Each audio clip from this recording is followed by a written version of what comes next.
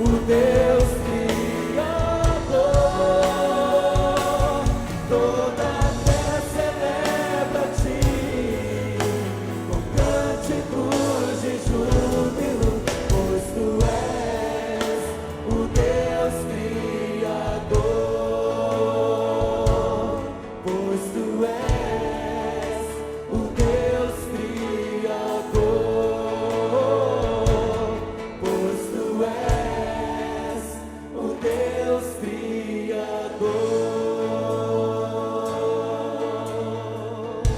Aleluia. Erga suas mãos para os céus e vamos declarar: a honra, a glória, a força pertencem ao nosso Deus. Aleluia, Senhor. Declare a honra, a glória, a força e o poder ao Rei Jesus. E o louvor ao Rei Jesus.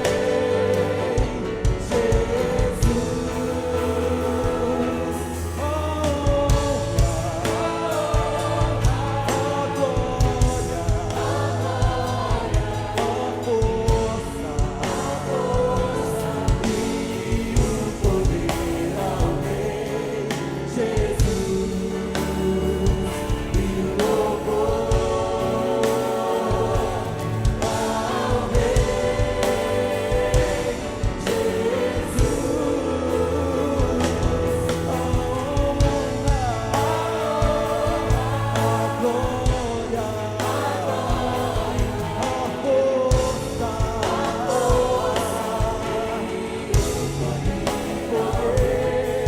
força e o poder a ti, Senhor. E o louvor ao Rei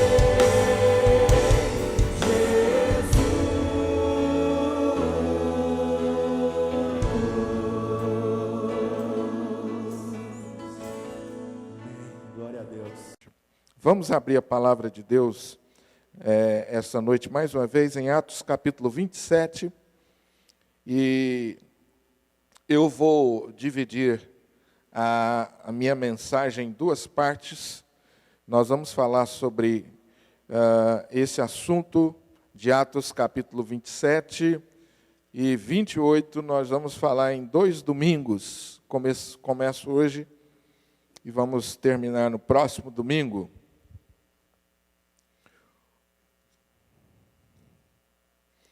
O poder de Deus manifesto na minha vida quando os ventos sopram contrários. O poder de Deus manifesto em minha vida quando os ventos sopram contrários. Esse é o nosso tema nesses 2 domingos. O poder de Deus se manifesta na minha vida quando os ventos sopram contrários. Baseado na experiência de Paulo, conforme registra Lucas em Atos 27 e 28, eu vou ler alguns versículos e vou orientando os irmãos sobre esses versículos para vocês irem me acompanhando. Não feche a sua Bíblia, deixe ela aberta e vá me acompanhando à medida que nós formos expondo o texto. Atos capítulo 27. Esse trecho relata a viagem de Paulo para Roma. Após ser preso em Jerusalém, Paulo ficou 2 anos na cidade de Cesareia, aguardando ser julgado em Roma. E já muito próximo do seu julgamento, Paulo é transferido de Cesareia para Roma. E no meio desta viagem, Paulo enfrenta um grande naufrágio. Essa é a história do texto. Paulo está aqui, então, em viagem para Roma. E em Roma ele será julgado e em Roma Paulo vai morrer. Então, esse texto 27 e 28 registra a viagem de Paulo.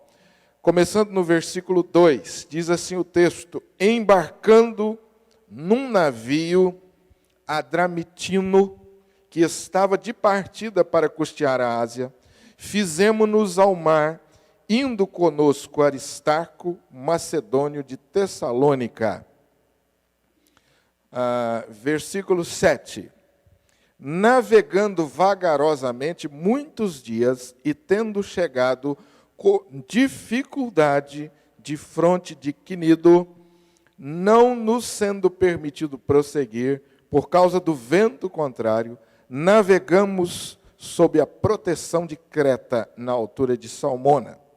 Costeando-a penosamente, chegamos a um lugar chamado Bons Portos, perto do qual estava a cidade de Laséia. Depois de muito tempo, tendo se tornado a navegação perigosa e já passado o dia do jejum, admoestava-os Paulo, dizendo-lhes: Senhores, vejo que a viagem vai ser trabalhosa, com dano e muito prejuízo, não só da carga e do navio, mas também de nossa vida. Mas o centurião dava mais crédito ao piloto e ao mestre do navio do que ao que Paulo dizia. Versículo 14. Entretanto, não muito depois, desencadeou-se do lado da ilha um tufão de vento chamado Euroaquilão. E sendo o navio arrastado com violência, sem poder resistir ao vento, cessamos a manobra e nos fomos deixando levar.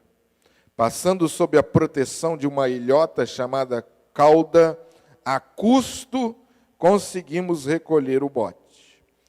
E levando este, usaram de todos os meios para cingir o navio, e temendo que dessem na Sirte, arriaram os aparelhos e foram ao léu. Açoitados severamente pela tormenta, no dia seguinte, já aliviavam o navio. E ao terceiro dia, nós mesmos, com as próprias mãos, lançamos ao mar a armação do navio. E não aparecendo, havia já alguns dias nem sol, nem estrelas, caindo sobre nós, grande tempestade, dissipou-se afinal toda a esperança de salvamento. Havendo todos estado muito tempo sem comer, Paulo, pondo-se em pé no meio deles, disse: Senhores, na verdade era preciso terem me atendido e não partir de Creta para evitar este dano e perda. Mas já agora vos aconselho bom ânimo, porque nenhuma vida se perderá de entre vós, mas somente o navio. Porque esta mesma noite, um anjo de Deus, de quem eu sou e a quem eu sirvo, esteve comigo.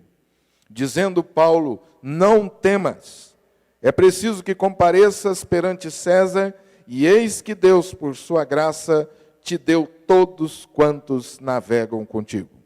Portanto, senhores, tende bom ânimo, pois eu confio em Deus, que sucederá do modo por que me foi dito, porque é necessário que vamos dar a uma ilha.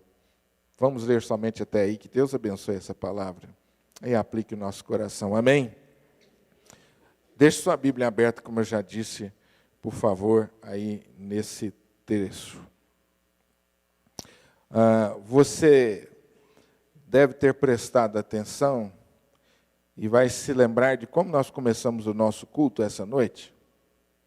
Você lembra qual o texto que nós lemos juntos aqui? Os irmãos lembram?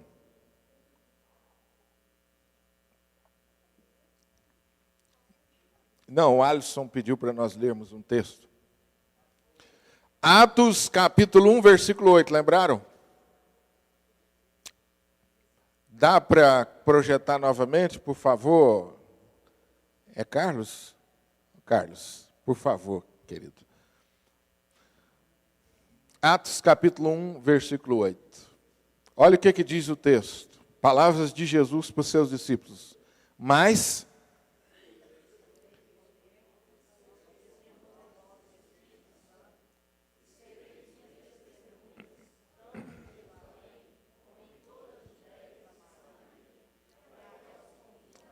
Preste atenção para ficar bem gravado no que esse texto está dizendo. Para mim, para você, para os discípulos de Jesus.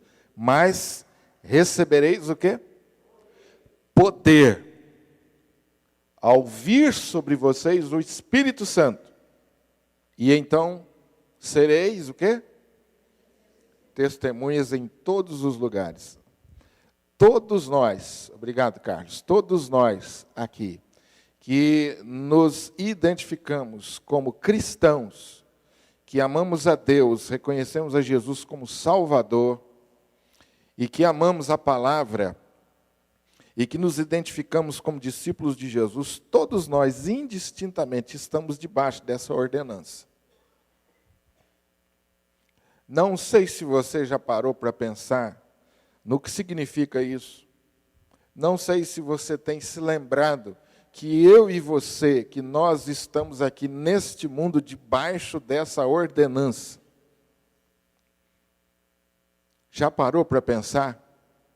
O texto está dizendo, Jesus aos seus discípulos, mas recebereis poder ao descer sobre vós. Isso significa que Jesus está dizendo, eu vou dar a vocês recurso. Poder é recurso. Poder é condição para. E esse poder é a presença do meu Espírito na vida de vocês. E em seguida diz, então, a vida de vocês, de agora em diante, vocês vão viver, a vida de vocês será para este objetivo. Vocês serão minhas testemunhas por todos os cantos da terra. Se você, às vezes, carece de direção na sua vida, fica meio perturbado, fica, às vezes, meio atordoado com tanta coisa para fazer, com decisões para tomar, às vezes, passando por situações difíceis, é natural que a gente fique meio assim perdido. Esse texto é guia seguro para a minha vida e a sua vida. Esse texto é um norte para nós. O que eu sou? O que eu e você somos? O que nós estamos fazendo aqui nesse mundo? Esse texto responde. O que nós somos? Testemunhas. As pessoas, às vezes, no momento da crise, elas fazem essa pergunta. Afinal de contas, para que serve a minha vida? O que eu estou fazendo aqui? Eu só levo burdoada de um lado do outro. A minha vida só vem dando errado. Às vezes as pessoas falam isso, pessoas próximas a nós. Às vezes até nós mesmos, que já temos uma certa maturidade na palavra, acabamos no momento de crise falando isso. Ou pensando, afinal de contas, o que eu estou fazendo aqui? Para que minha vida serve? Por que Deus me levou para isso, para tal lugar? Por que Deus me tirou de tal lugar? Por que está acontecendo isso na minha vida? Eu não havia planejado nada disso. Por que Deus me trouxe até aqui? Por que Deus está me levando para outro lugar? Às vezes essas mudanças que acontecem na nossa vida, algumas delas fora do nosso alcance, nos deixam assim, meio atordoados. Essa palavra, querido, é uma palavra segura para nós. Eu sou testemunha de Jesus. E talvez você sinta assim, pastor, às vezes os problemas são tão pesados. Às vezes as lutas são difíceis. Mas a palavra de Deus está dizendo que está sobre a sua vida poder. Portanto, você e eu não podemos duvidar que nós podemos cumprir essa tarefa que Jesus deixou para nós. Nós não podemos duvidar em nenhum momento. É promessa de Jesus, e a promessa de Jesus nunca falhou. Se você tem, e você tem, querido, o Espírito Santo de Deus, ele está em você, você tem poder, recurso suficiente, mais que suficiente, para ser testemunha de Jesus por onde você for e cumprir essa missão. Tudo mais é relativo na nossa vida. Olha que eu estou falando uma coisa para você muito séria e muito pesada. Tudo mais é relativo. Você está batalhando para alcançar o término da sua faculdade? É relativo. Pastor, eu estou dando um duro danado, está difícil. Você está terminando a sua pós-graduação, o seu doutorado, e está ralando para caramba com isso, gastando seu tempo. Isso é relativo. Na verdade, o seu negócio não é esse. Pastor, meus negócios não estão indo bem, não. A minha empresa não está legal, não está indo mal, e eu estou pensando o que eu vou fazer. Tá bem, meu irmão, isso acontece mesmo. Agora, o seu negócio não é esse. Amém ou não? Dá para dizer amém essa palavra? Pastor, faz 30 anos que eu exerço essa profissão. Maravilha, mas o seu negócio não é esse. Se eu sou submisso à palavra e você é submisso à palavra, se nós somos e nós amamos a palavra, amamos a Jesus e nós cantamos hoje com tanto fervor que adoramos a Jesus, eu estou debaixo dessa ordem de Jesus, dessa grande comissão. Jovens, crianças, jovens e adultos, idosos, até o último suspiro, nós estamos debaixo dessa ordem. Aonde quer que você esteja, fazendo o que você estiver fazendo, há algo mais importante, que você não pode esquecer em nenhum momento. Eu sou testemunha de Jesus nesse lugar. Eu estou aqui como testemunho de Jesus. Deus concedeu a você tantas habilidades, você é um próspero empresário, é bom administrador, você é um excelente funcionário, habilidoso, você tem habilidades muito importantes mesmo na sua profissão, isso é maravilhoso, isso é bênção de Deus. Agora, querido, seu negócio não é esse. Deus te deu tudo que você tem, seus recursos, seus dons, suas habilidades, para você ser testemunha. Agora, você pode dizer amém também, se eu disser para você, que se nós fracassarmos nisso, nós fracassamos em tudo. Amém ou não? Pastor, tem 20 anos de profissão, mas resolvi mudar. Estou fracassando. Não fracassou nada. Fracassou não. A vida é assim mesmo, tem mudanças. Algumas menores, outras maiores, isso faz parte da nossa vida. Se você continua como testemunha de Jesus, isso sim, então você não fracassou. O seu negócio é esse, o meu é esse. Às vezes nós nos esquecemos de um pequeno versículo na palavra que diz para nós que um dia, meu amado, todos nós compareceremos perante o tribunal de Deus e prestaremos conta. Nós, às vezes, nos esquecemos disso com tanta facilidade, que haverá um dia que Deus nos chamará e vai conversar conosco sobre isso. Sobre a nossa fidelidade no cumprimento da tarefa que Ele deu a nós. É isso que Deus espera de mim e de você. Fidelidade no cumprimento da tarefa que Ele deu a nós.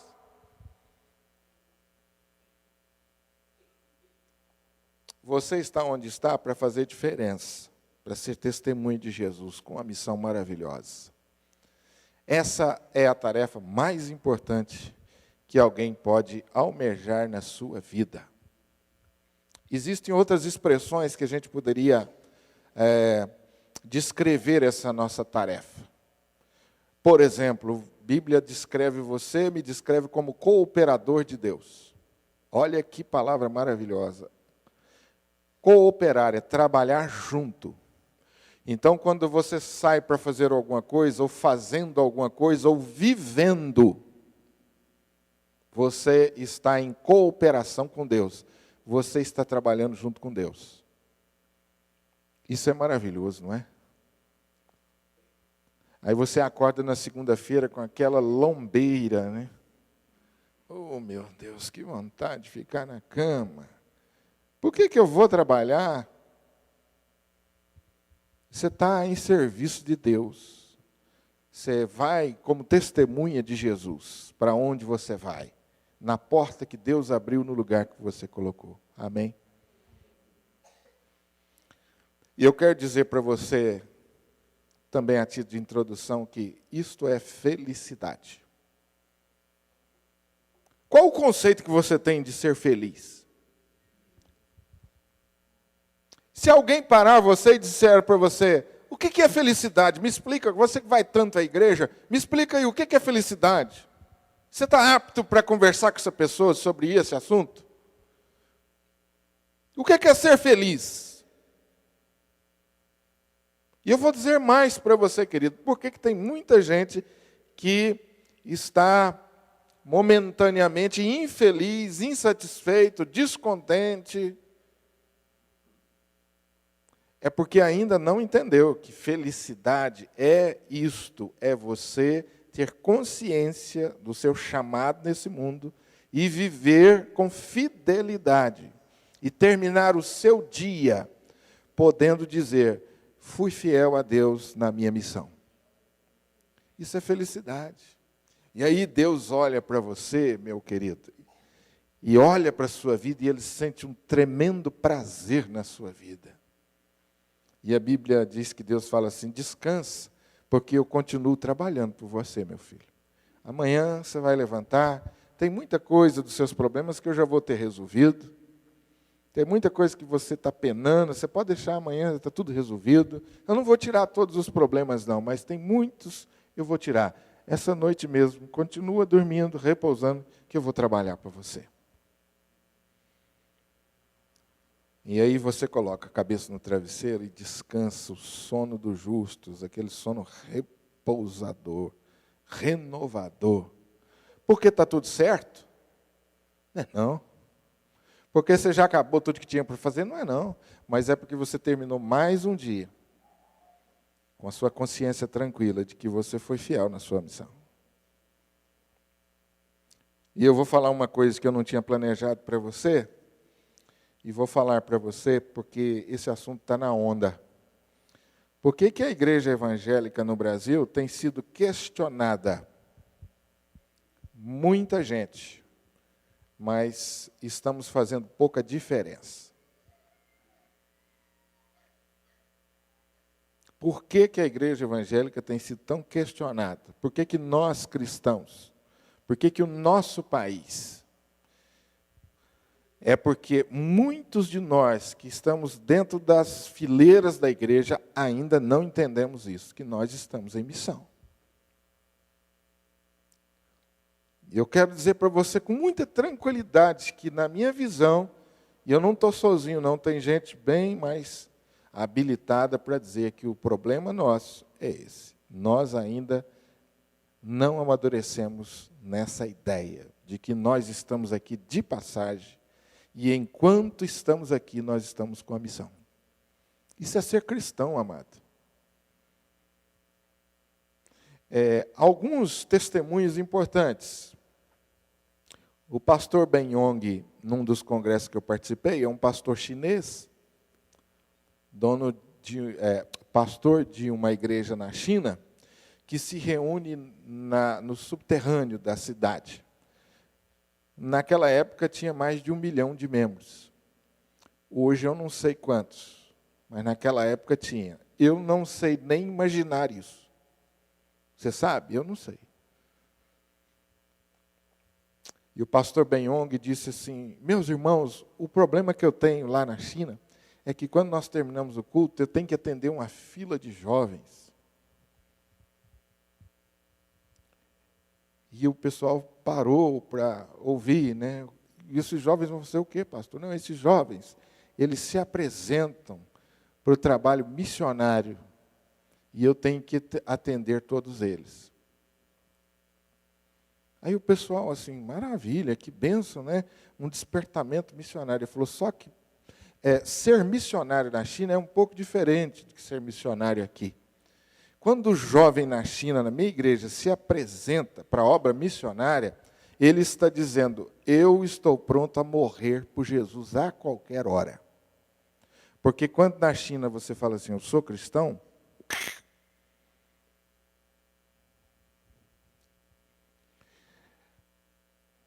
então eu fiquei pensando na radicalidade disso. Por que essa igreja faz tanta diferença onde está?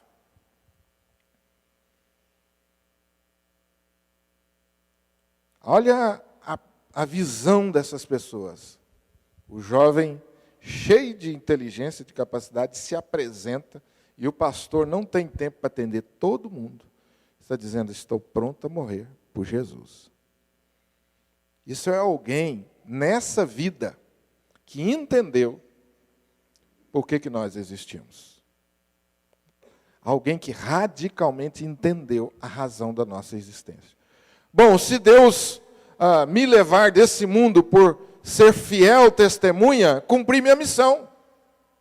Mas se Deus me preservar com vida, enquanto estiver com vida, vou continuar cumprindo a minha missão com fidelidade.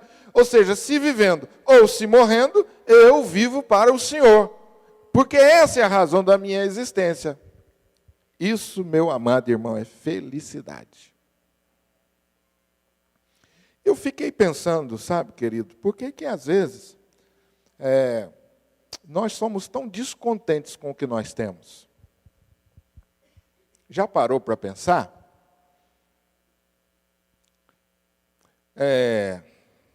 Você já trocou de celular quantas vezes esse ano?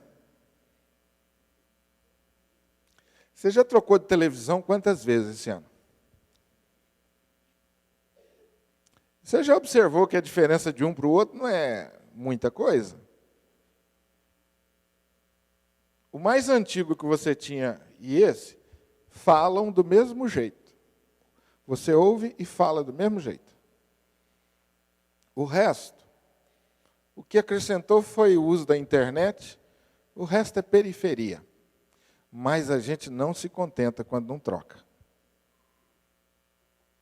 Você já parou para pensar se precisava mesmo trocar? A televisão, o celular e por aí afora, precisava mesmo?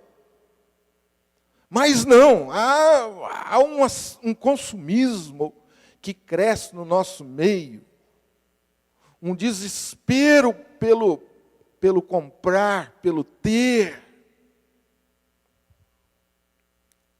Eu acho interessante a visão da Jaqueline, porque quando a gente falava em trocar de carro, eu falava assim, aí, você gosta desse? Aí eu falava assim, o importante para mim é que ele saia do ponto A e vá até o ponto B. A marca e o lugar não me importa. Eu ficava encucado, falei, mas não é possível, gente. Na verdade, eu estava querendo convencer ela a comprar a marca que eu queria. Mas ela já me desmontava. Vai do ponto A até o ponto B? Vai, então, tá bom para mim. E não é assim que nós deveríamos agir muitas vezes, mas não. Há um descontentamento, querido. A resposta para mim disso é isso. Estamos perdendo o foco da nossa missão. Estamos envolvidos tanto nessa onda do consumismo, do ter, e perdemos o foco. E quando a gente perde o foco, a gente se mete nas coisas mais terríveis do mundo. Amém? O apóstolo Paulo está aqui embarcando num navio. Versículo 2. Assim como eu e você também embarcamos num navio. Quando você se casou, você embarcou no navio. Quando você abriu a sua empresa, você embarcou no navio. Quando você começou a faculdade, você embarcou no navio. Quando você começou o seu relacionamento de namoro, você embarcou no navio. Quando você entrou nessa igreja e se membrou a ela e assumiu um compromisso, você embarcou no navio. Ou seja, a viagem de Paulo é tipo da nossa vida, dos projetos que nós começamos, das nossas realizações, desde as mais simples até as mais complexas. A viagem de Paulo pode ser tomada por comparação, embarcando num navio. Ou seja, Paulo deu início a uma fase, a um projeto da sua vida. Assim como e você também. E o texto discorre a viagem de Paulo, trazendo vários detalhes. Versículo 7. Às vezes nessa vida nós caminhamos vagarosamente. Às vezes nessa vida nós caminhamos um pouco mais rápido. Às vezes nessa vida nós caminhamos a todo vapor, com muita pressa. O texto diz que Paulo, nesse exato momento, está navegando vagarosamente. Porque a minha vida e a sua vida é assim. Às vezes você caminha mais rápido, às vezes não. Às vezes as coisas acontecem assim muito rápido, mas às vezes, ou muitas vezes, na verdade, não é assim que as coisas acontecem. Você se casou cheio de sonhos, embarcou no navio do casamento, e você já tem 20 anos de casado, e tem muita coisa que você gostaria de viver no seu relacionamento que você não vive. E você sente que está caminhando vagarosamente em algumas áreas na sua vida. Às vezes você começou um projeto, um negócio, uma empresa, um pequeno, um comércio. Mas você sente que o momento que você está vivendo agora é de caminhar vagarosamente. Já houve momentos ou épocas que você caminhou rapidamente. Consiste em grande sabedoria quando você entende que a vida requer isso de você. Você andar e viver no compasso de Deus. Às vezes Deus te chama para andar, para caminhar. Às vezes Deus te chama para correr. E a Bíblia diz que Deus pode te chamar para voar. Correrão e não se cansarão. Voarão com asas como águias. O profeta Isaías está descrevendo a nossa vida. Há tempo, querido, há época sim. A nossa vida é assim. Paulo está navegando vagarosamente. Agora perceba o que o texto diz. Tendo chegado com dificuldade. Porque a nossa vida também é assim.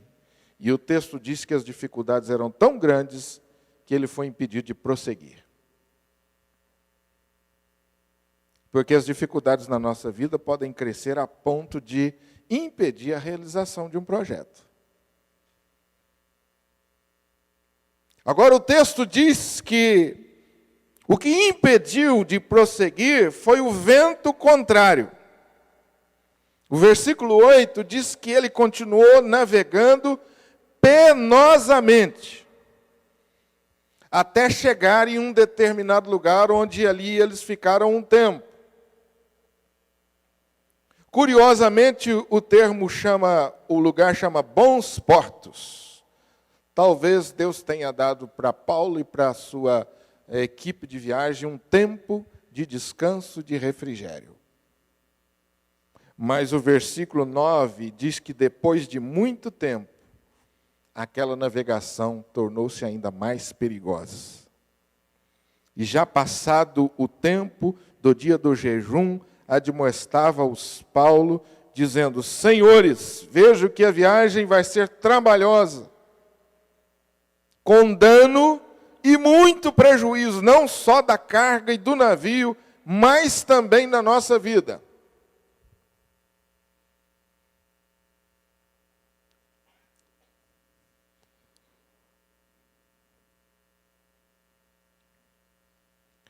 Você precisa ter na sua vida, e eu também, a certeza de que a vida, muitas vezes, tem ventos contrários. E a nossa navegação fica um pouco mais difícil. Um acidente que você não esperava.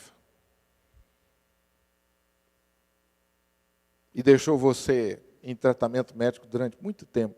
Talvez nunca tenha acontecido isso com você, mas alguém próximo a você.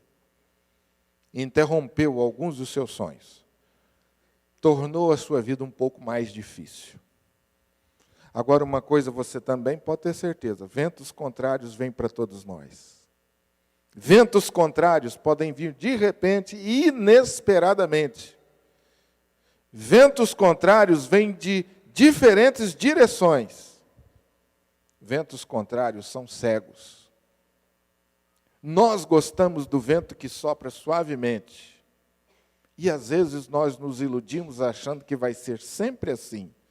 Na verdade, nós gostamos de viver sempre sentindo uma suave brisa fresca soprando no nosso rosto. Mas, meu amado, há ventos contrários.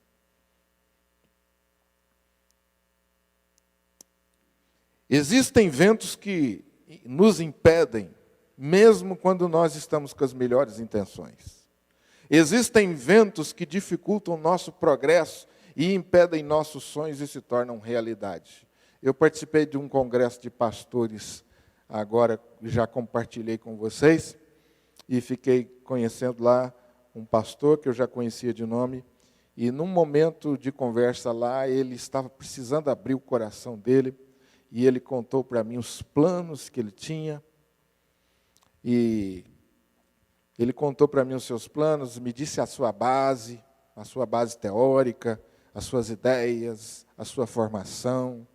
E eu percebi que ele estava muito bem embasado nos seus planos, tinha uma boa formação teórica, a sua argumentação era muito boa.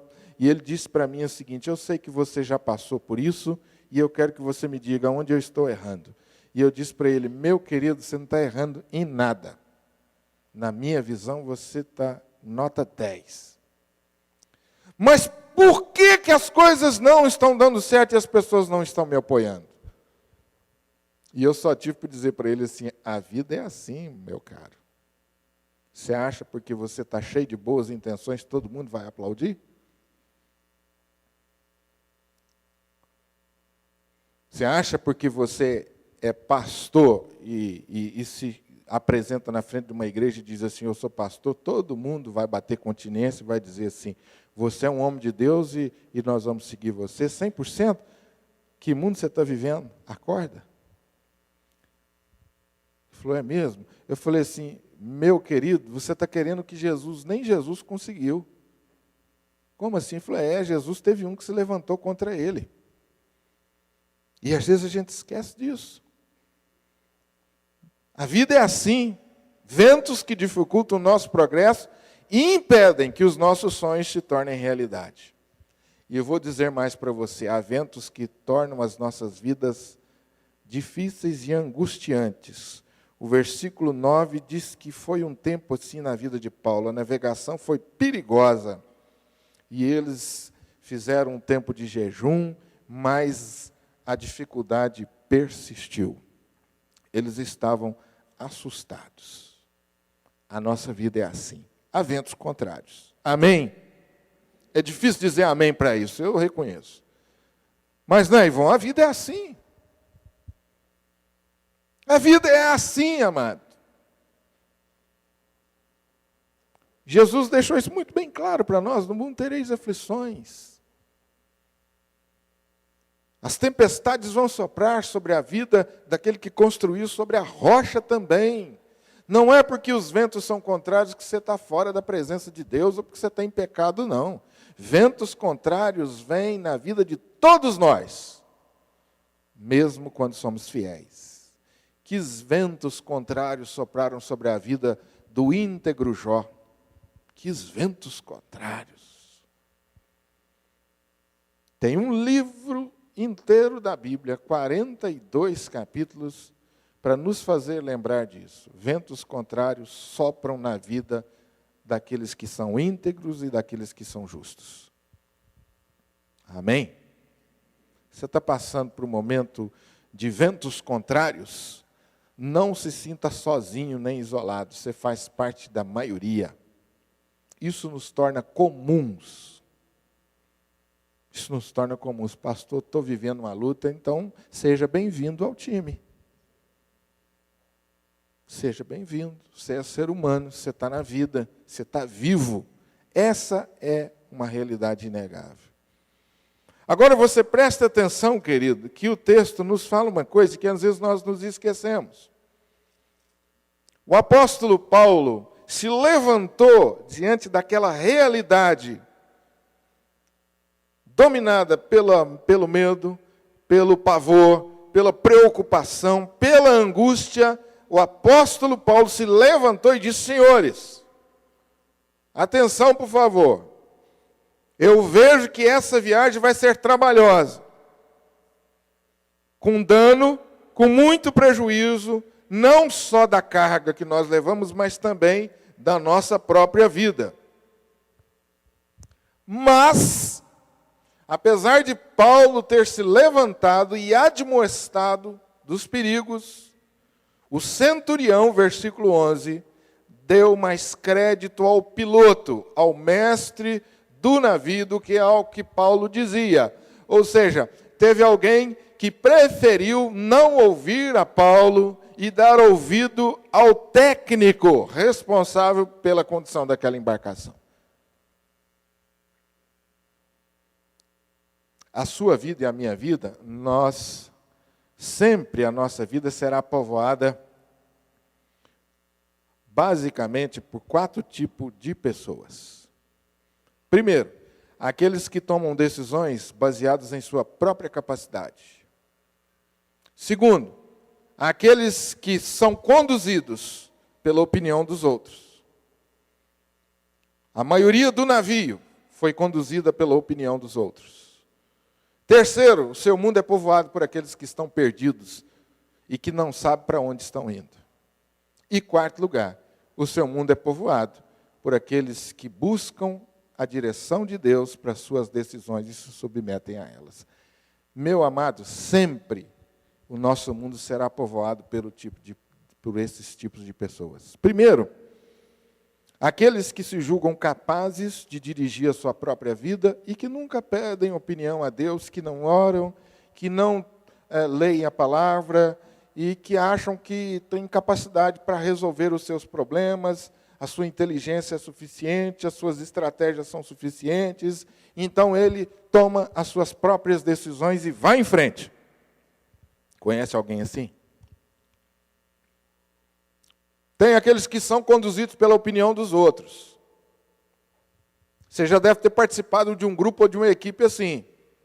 Olha, eu não sei o que fazer não, mas que vocês resolverem, aí eu estou dentro. Já participou de uma equipe assim, o que você resolver, eu estou dentro. E se alguém perguntar, o fulano, para onde você está indo? Eu não sei não, eu estou seguindo o fulano. Pergunta para ele lá. O seu mundo será povoado por aqueles que declaradamente estão perdidos e que não sabem para onde estão indo. E em quarto lugar, aqueles que buscam a direção de Deus. Por que isso é importante saber? Porque a maior influência que nós temos na nossa vida são das pessoas. Nós somos tremendamente afetados pela convivência com as pessoas, pela opinião das pessoas. O marido é afetado pela opinião da esposa, é influenciado a esposa do marido, dos filhos, e assim em qualquer grupo que você tiver. No seu trabalho, você vai ser afetado pela opinião dos outros, os outros pela sua, e assim por diante. Nós não vivemos isolados, nós estamos sempre interagindo um com o outro. Então, na sua jornada, ou na sua caminhada de fé, se atente para isso. Você está ouvindo quem? Você está seguindo quem?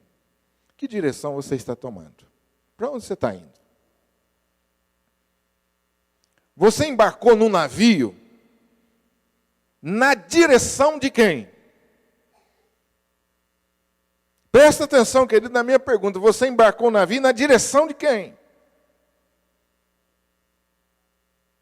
No momento da tempestade, da dificuldade, é fundamental que eu e você tenhamos a convicção de que embarcamos no navio seguindo a direção de Deus.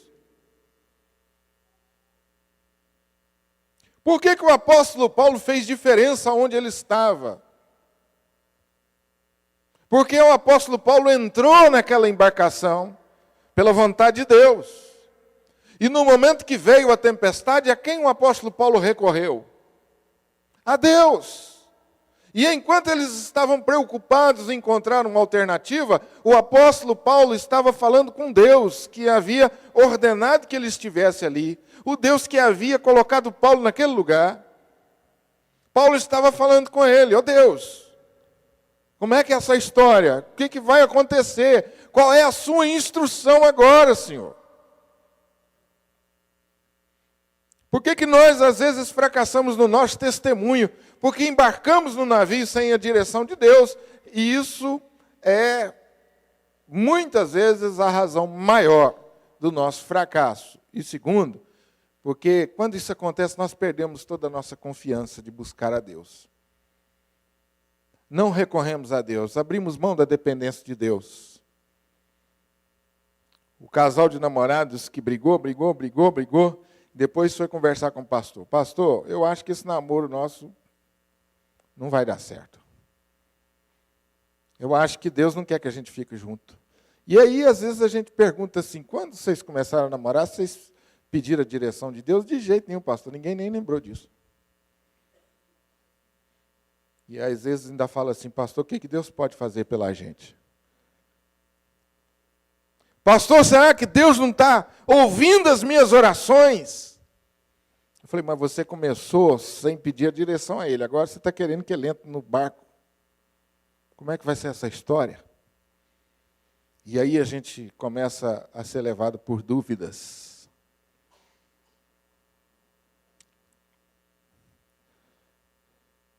Meu querido irmão, anote: se nós estamos em Cristo, as tempestades ou os ventos contrários sempre trarão consigo muitas oportunidades.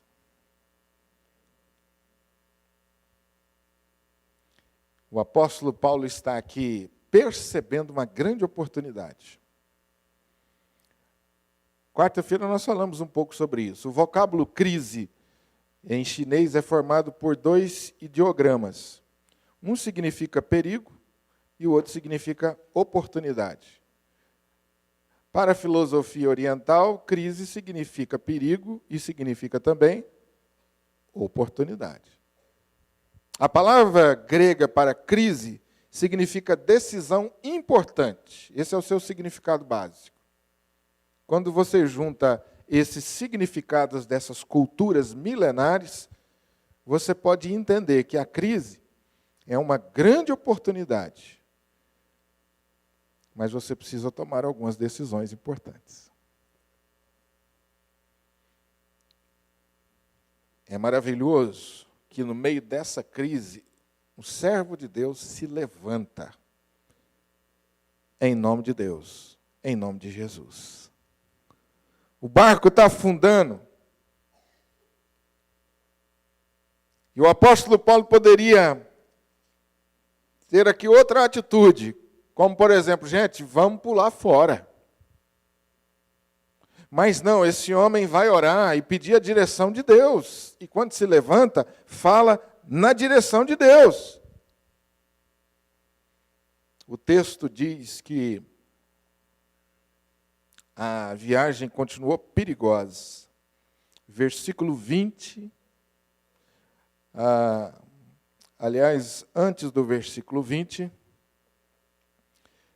versículo 16 diz que, passando sob a proteção de uma ilhota chamada cauda a custo, conseguimos recolher o bote, e levando este, usaram de todos os meios para cingir o navio, e temendo que dessem na Sirte, arriaram os aparelhos e foram ao léu. E açoitados severamente pela tormenta, no dia seguinte, já aliviavam o navio. E no terceiro dia, nós mesmos, com as próprias mãos, lançamos ao mar a armação do navio. Quando os ventos sopram contrários, fique livre da carga desnecessária. Porque os ventos contrários se constituem grande oportunidade para nós fazermos uma faxina na nossa vida, fazermos ajustes na nossa vida. ventos contrários na vida daquele que está em Cristo é oportunidade de limpeza, é oportunidade de renovação. Porque nós vamos vivendo e vamos trazendo para a nossa vida muita coisa desnecessária, muita carga desnecessária, muito peso. É por isso que o autor aos Hebreus diz, desembaraçando de todo o peso e do pecado que tenazmente nos assedia, corramos com perseverança a carreira que nos está proposta. Então, desembaraçando, tirando o peso, confessando os nossos pecados, fazendo um pente fino nos nossos hábitos. Alguns se tornaram mau hábitos, que nós vamos deixando entrar na nossa vida. Coisas pequenas que vão acumulando. Essa é uma vantagem da mudança, né? Eu estava compartilhando hoje com a titia da Jaqueline, que todas as vezes que a gente faz uma mudança, os móveis diminuem. Bacana. Porque a mudança é a oportunidade de você jogar um punhado de coisa fora. Como diz um amigo meu, astraia. Um amigo meu foi me ajudar a fazer a mudança e quando estava colocando as coisas no caminhão, ele falou, essa traia aqui pode jogar fora? Eu falei, rapaz, que mania é essa de chamar minhas coisas de traia? Para com isso. Ele falou, isso aqui você não serve para nada. Você vai levar isso aqui. Isso aqui que você vai levar esse sofá velho, rapaz. E ele tinha razão. Eu falei, deixa isso aí mesmo. E quando você viu, a carga estava mais leve.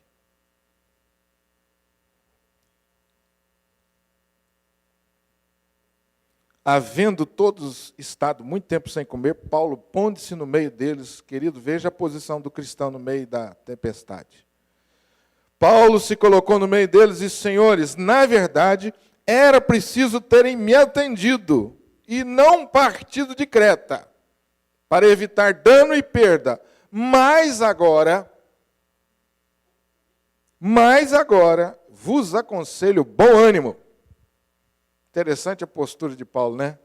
Talvez se a gente tivesse lá, tivesse dito assim, vocês são uns miseráveis pecadores, uns incrédulos, eu avisei para vocês que o negócio ia dar errado e agora vocês se viram, é problema de vocês. Mas não, o apóstolo Paulo disse, olha, eu recebi a direção de Deus, que não era para ir, mas vocês vieram. Então agora que já vieram, bom ânimo. Não vamos desanimar. Porque nenhuma vida se perderá entre vós, somente o navio. Aquilo que é mais precioso, Deus preservará na sua vida. Amém. Vocês vão jogar a carga fora, vai desmontar o navio, mas o que é mais importante, os valores mais importantes serão preservados.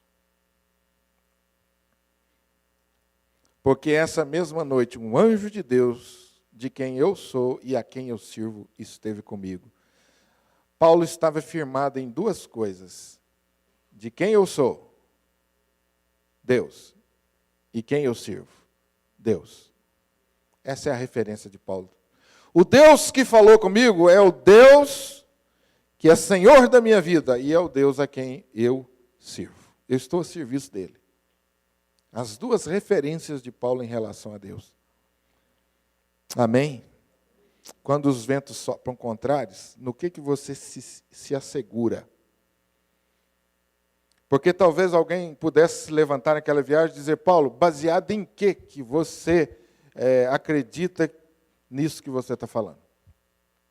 Paulo, baseado no que você acha que todos nós vamos nos salvar? Baseado no que, Paulo, que você está tão seguro no meio da crise, Paulo?